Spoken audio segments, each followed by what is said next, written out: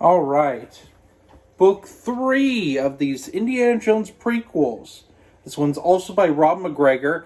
Also came out in 1991, making this the third Indiana Jones book to come out in 1991 by Rob McGregor. This is Indiana Jones and the Seven Veils.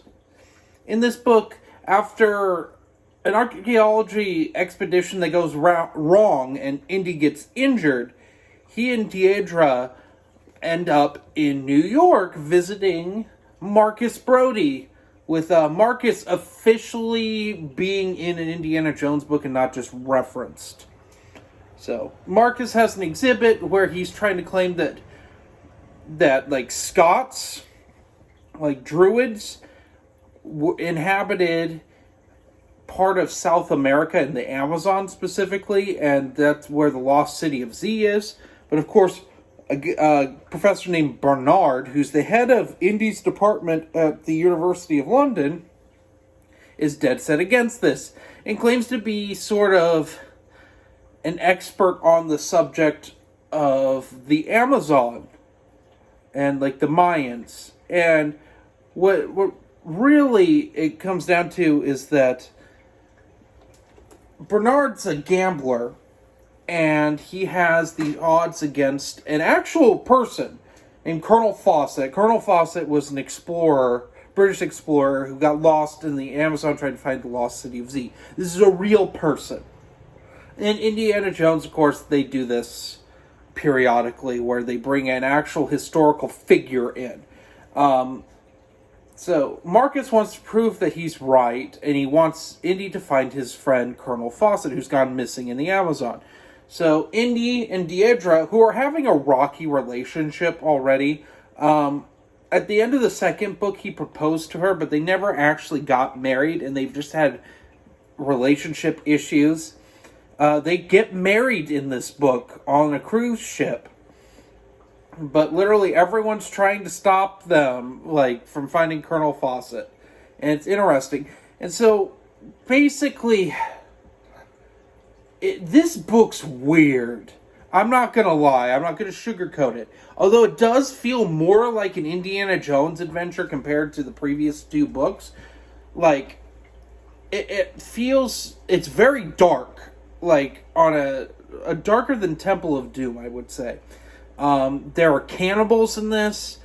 There's all sorts of weird witchcraft. There's the... People are being used for breeding. It's just weird. It's a really weird book. And I don't know if I liked this one. I know I didn't like this one nearly as much as the previous two, but it's just unpleasant.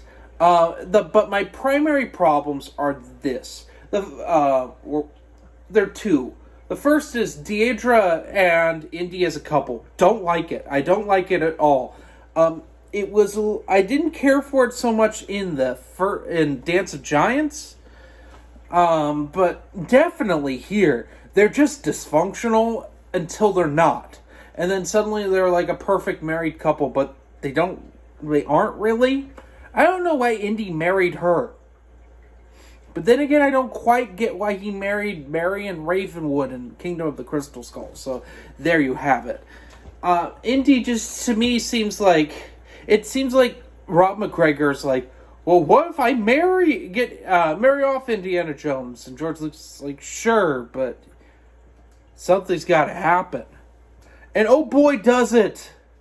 Because this book gets really weird at the end. And this is my ultimate problem with this. So, I have to partially spoil this book and the previous two, because they're all connected. They all have a continuity, and it's with Merlin the Magician.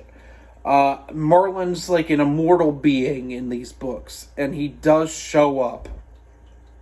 Not going to explain in what capacity, but his showing up in this was so similar to when he showed up in Dance of the Giants that I was like, really? We're doing almost the exact same thing again? There's like a couple differences that I won't get into. But why? Why this?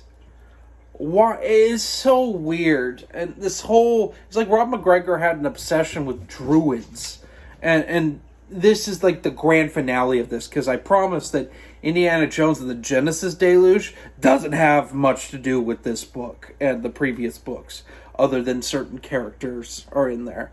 But yeah, Indiana Jones and the Seven Veils. What would I give this book? I have to rank it lower. I think it's about a 3.5 out of 5. It's very in the middle. It's okay. I think his other two books are better than this. Though this cover's pretty great. We even get Deirdre on the cover, which is interesting. I just think certain aspects of this... Oh, another thing to add to this. Bernard, the main villain, he doesn't even last till... He doesn't make it to the climax of the book. Honestly, he like, gets... I won't say how he's killed, but he's killed off screen, and it's like, what? So then we have a whole weird thing with the Seven Veils and stuff, and I'm not going to get into it, because honestly, I don't quite understand it after it was explained. But it's weird. There's a lot of weirdness going on with like dreams and stuff. Not quite my thing, but this is worth your time to check out. Plus, it bridges from Dance of Giants to the Genesis Deluge, which I'll see you next time.